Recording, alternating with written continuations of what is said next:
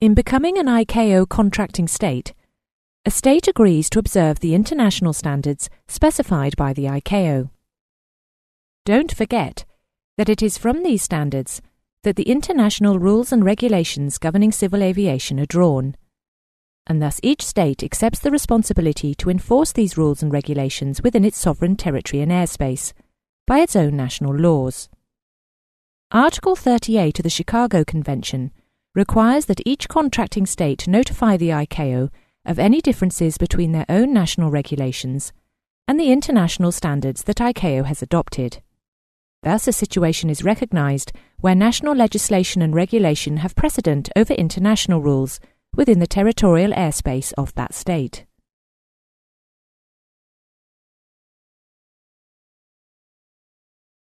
Where flights are conducted over the high seas, international rules apply without exception.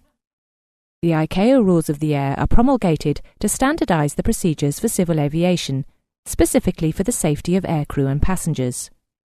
Rules to expedite the safe flow of air traffic are established by the adoption of standards and recommended practices, or SARPs as they are called.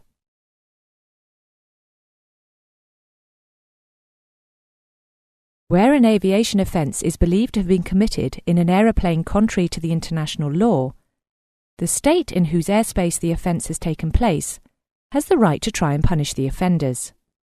If the offence has taken place over the high seas, the state of registry of the aeroplane has the right to try and prosecute the offenders.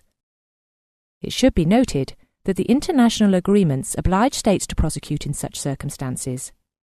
But if a state decides not to, for whatever reason, then any other state may choose to do so.